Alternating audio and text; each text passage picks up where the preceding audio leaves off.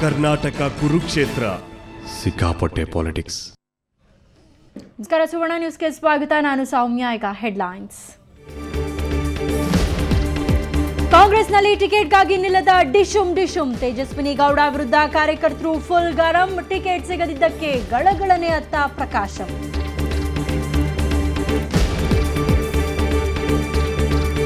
JDS ಜೊತೆ ಮುರಿದು ಬಿತ್ತು ಮೈತ್ರಿ. ಬೆಂಬಲಿಗರಿಗಾಗಿ ನಿಲ್ಲದ ಬಿಎಸ್ಆರ್ ಶಿಕಾರಿ. ಆನೆ ಮೇಲೆ ರಾಮುಲು ಮಾಡ್ತಾರಾ ಸವಾರಿ.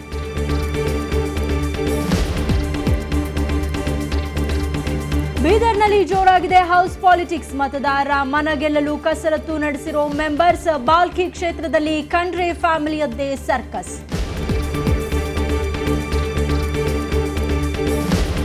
ಮಂಗಳೂರಿನಲ್ಲಿ ಸದಾನಂದ ಗೌಡರಿಗೆ ಭರ್ಜರಿ ಸ್ವಾಗತ. ಹುಬ್ಬಳ್ಳಿಯಲ್ಲಿ ಸಿಎಂ ಶೆಟ್ಟರ್ ಜೋಶಿಯಿಂದ ಕಮಲಕ್ಕೆ ಜೋಶ್.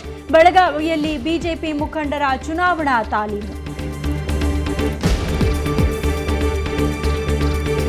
ಮೇಲುಕೋಟೆ ಕ್ಷೇತ್ರದ ಅಭ್ಯರ್ಥಿಗಳ ಕಬಡ್ಡಿ. ಪುಟ್ಟರಾಜು ಹಾಗೂ ಪುಟ್ಟಣ್ಣಯ್ಯ ಪರಸ್ಪರ ಎದುರಾಳಿ. ಉದ್ಘಾಟನಾ ಪಂದ್ಯದಲ್ಲಿ ಅಖಾಡಕ್ಕಿಳಿದ ಹುರಿಯಾಳುಗಳು.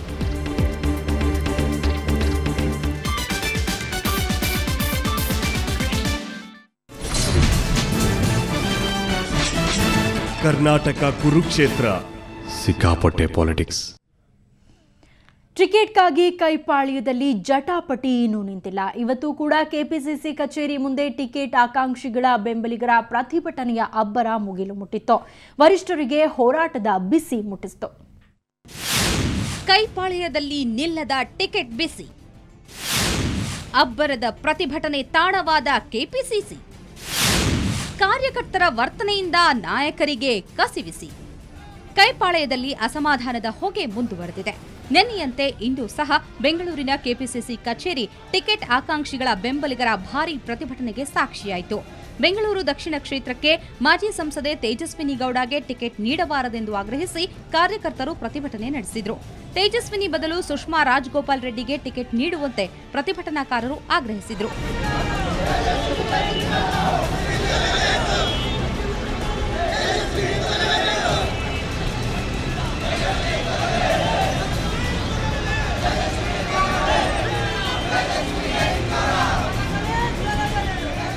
ನಮ್ಮ ಪ್ರಾಣ ಹೋದ್ರೂ ಪರವಾಗಿಲ್ಲ, ಆದರೆ ತೇಜಸ್ವಿನಿ ಗೌಡ ನಿಂತ್ಕೊಂಡ್ರೆ ನಾವೆಲ್ಲರೂ ಅಷ್ಟೇ, ಯಾರೂ ಓಟ್ ಹಾಕಲ್ಲ ಅವರಿಗೆ.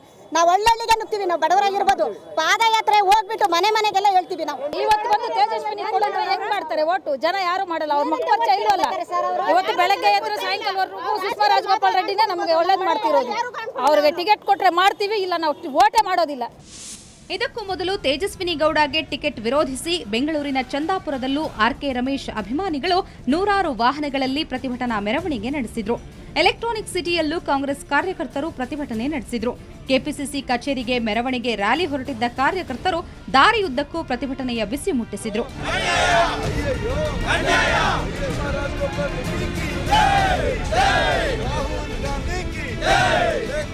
ಇನ್ನು ಇತ್ತ ಚಾಮರಾಜಪೇಟೆ ಕಾರ್ಯಕರ್ತರು ವರಿಷ್ಠರಿಗೆ ಪ್ರತಿಭಟನೆಯ ಕಾವು ಮುಟ್ಟಿಸಿದ್ರು. ಸಂಭಾವ್ಯ ಅಭ್ಯರ್ಥಿ ನಿವೃತ್ತ ಪೊಲೀಸ್ ಅಧಿಕಾರಿ ಜಿಎ ಬಾವಾ ಬದಲಿಗೆ ಸ್ಥಳೀಯ ನಾಯಕ ಎಂಸಿ ಕುಮಾರ್ಗೆ ಟಿಕೆಟ್ ನೀಡಬೇಕು ಅಂತ ಬೆಂಬಲಿಗರು ಒತ್ತಾಯಿಸಿದ್ರು.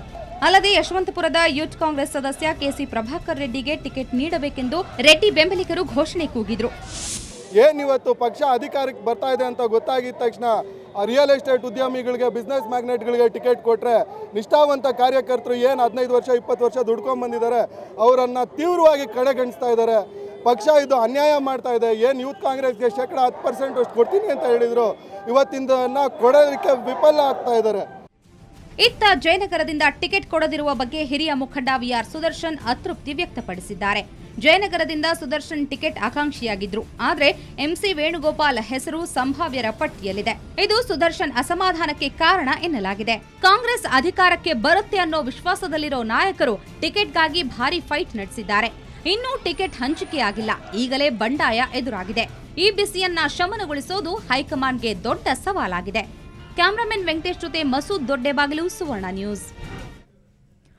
ಬಳ್ಳಾರಿ ನಗರ ಕ್ಷೇತ್ರದಲ್ಲಿ ಕಾಂಗ್ರೆಸ್ ಟಿಕೆಟ್ಗಾಗಿ ಪೈಪೋಟಿ ಜೋರಾಗಿದೆ. ಕಾಂಗ್ರೆಸ್ ಜಿಲ್ಲಾಧ್ಯಕ್ಷ ಆಂಜನೇಯುಲುಗೆ ಟಿಕೆಟ್ ಖಚಿತ ಅಂತಾನೂ ಹೇಳಲಾಗ್ತಾ ಇದೆ. ಆದರೆ ಮಾಜಿ ಸಚಿವ ದಿವಾಕರ್ ಬಾಬು ಟಿಕೆಟ್ಗಾಗಿ ಕಸರತ್ತನ್ನ ಮುಂದುವರೆಸಿದ್ದಾರೆ. ಇದಕ್ಕಾಗಿ ದೆಹಲಿಯ ಹೈಕಮಾಂಡ್ ಮುಂದೆ ಶಕ್ತಿ ಪ್ರದರ್ಶನಕ್ಕೆ ಮುಂದಾಗಿದ್ದಾರೆ. ಬಳ್ಳಾರಿ ಕಾಂಗ್ರೆಸ್ನಲ್ಲೂ ಬಿರುಕು, ಟಿಕೆಟ್ಗಾಗಿ ನಾಯಕರ ಮಧ್ಯೆ ಒಡಕು. ಇದು ಬಳ್ಳಾರಿ ಟು ದೆಹಲಿ ಪ್ರಯಾಣ. ಇತ್ತೀಚೆಗಷ್ಟೇ ಬಳ್ಳಾರಿ ಪಾಲಿಕೆ ಮೆಟ್ಟಿಲೇರಿರುವ 24 ಕಾಂಗ್ರೆಸ್ ಸದಸ್ಯರು ಇವತ್ತು ದೆಹಲಿಯತ್ತ ಪ್ರಯಾಣ ಬೆಳೆಸಿದ್ರು. ದಿವಾಕರ್ ಬಾಬುಗೆ ಟಿಕೆಟ್ ಕೊಡಬೇಕೆಂಬುದು ಇವರ ಡಿಮ್ಯಾಂಡ್. ಜೊತೆಗೆ ನೂರಾರು ಬೆಂಬಲಿಗರು ಕೂಡ ದೆಹಲಿಗೆ ತೆರಳಿದ್ರು. ದಿವಾಕರ್ ಬಾಬುಗೆ ಟಿಕೆಟ್ ನೀಡದಿದ್ರೆ ಸಾಮೂಹಿಕ ರಾಜೀನಾಮೆ ನೀಡೋದಾಗಿ ಎಚ್ಚರಿಸಿದ್ರು. ಮೇಡಮ್ ಹತ್ರ ಹೋಗ್ತಾ ಇದ್ದೀವಿ, ನಮ್ಗೆ ದಿವಾಕರ್ ಬಾಬು ಸರ್ ಅವ್ರಿಗೆ ಕೊಡ್ಬೇಕಂತ ನಾವು ಇದಕ್ಕ ದಿಲ್ಲಿಗೆ ಹೋಗ್ತಿದ್ವಿ. ನಾವು ಕೇಳ್ಕೊಂಬರ್ಬೇಕಂತ ಅಲ್ಲಿ ಹೋಗಿ ನಾವು ದಿವಾಕರ್ ಬಾಬು ಕೊಡ್ಬೇಕಂತ. ಇದೇ ವೇಳೆ ಮಾತನಾಡಿದ ದಿವಾಕರ್ ಬಾಬು, ಚಮಚಾಗಿರಿ ಮಾಡುವವರಿಗೆ ಟಿಕೆಟ್ ನೀಡಲು ಕೆಲ ನಾಯಕರು ಮುಂದಾಗಿದ್ದಾರೆ. ನನಗೆ ಟಿಕೆಟ್ ನೀಡದಿದ್ರೆ ಚುನಾವಣೆಯಲ್ಲಿ ತಟಸ್ಥವಾಗಿ ಉಳಿಯುತ್ತೇನೆಂದು ಎಚ್ಚರಿಸಿದ್ರು.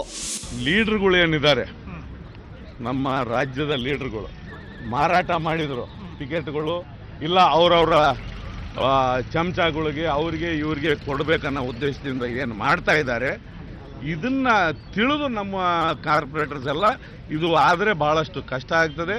ಕಾಂಗ್ರೆಸ್ನ ಇಷ್ಟು ದಿನ ಯಾರ್ಯಾರು ಹಾಳು ಮಾಡಿದ್ರು ಅವ್ರಿಗೆ ಟಿಕೆಟ್ ಬಂದರೆ ನಾವು ಸುಮ್ಮನೆ ಕುಂದಿರಬೇಕಾಗ್ತದೆ. ಇನ್ನು ಹೊಸಪೇಟೆ ಕ್ಷೇತ್ರದ ಸಂಭಾವ್ಯ ಅಭ್ಯರ್ಥಿ ಅಬ್ದುಲ್ ವಹಾಬ್ಗೆ ವಿರೋಧ ವ್ಯಕ್ತವಾಗಿದೆ. ಗಣಿ ಉದ್ಯಮಿ ಹಾಗೂ ಕಾಂಗ್ರೆಸ್ ಮುಖಂಡ ಟಪಾಲ್ ಗಣೇಶ್ ತೀವ್ರ ವಿರೋಧ ವ್ಯಕ್ತಪಡಿಸಿದ್ದಾರೆ. ಅಕ್ರಮ ಗಣಿಗಾರಿಕೆಯಲ್ಲಿ ತೊಡಗಿರುವ ಅಬ್ದುಲ್ಗೆ ಟಿಕೆಟ್ ಕೊಡಬಾರದು, ಒಂದು ವೇಳೆ ಟಿಕೆಟ್ ಕೊಟ್ರೆ ಅಬ್ದುಲ್ ವಿರುದ್ಧ ಜನಜಾಗೃತಿ ಮೂಡಿಸೋದಾಗಿ ಎಚ್ಚರಿಸಿದ್ರು.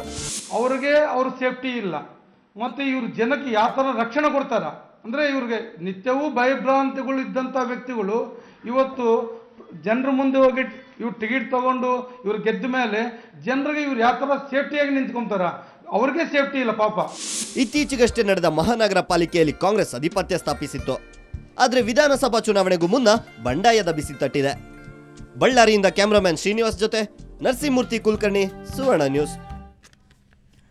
ಬೆಂಗಳೂರಿನ ರಾಜಾಜಿನಗರದ ಕಾಂಗ್ರೆಸ್ ಟಿಕೆಟ್ ಆಕಾಂಕ್ಷಿಯಾಗಿದ್ದ ಎಸ್ ಪ್ರಕಾಶಂ ದೆಹಲಿಯಲ್ಲಿ ಕಣ್ಣೀರಿಟ್ಟಿದ್ದಾರೆ. ರಾಜಾಜಿನಗರ ಕ್ಷೇತ್ರದ ಟಿಕೆಟ್ ಆಕಾಂಕ್ಷಿಯಾಗಿದ್ದ ಪ್ರಕಾಶಂ ಇತ್ತೀಚೆಗೆ ಪಕ್ಷಕ್ಕೆ ಬಂದಿರುವ ಮಂಜುಳಾ ನಾಯ್ಡುಗೆ ಟಿಕೆಟ್ ನೀಡಿರುವುದು ಸರಿಯಲ್ಲ ಎಂದಿದ್ದಾರೆ.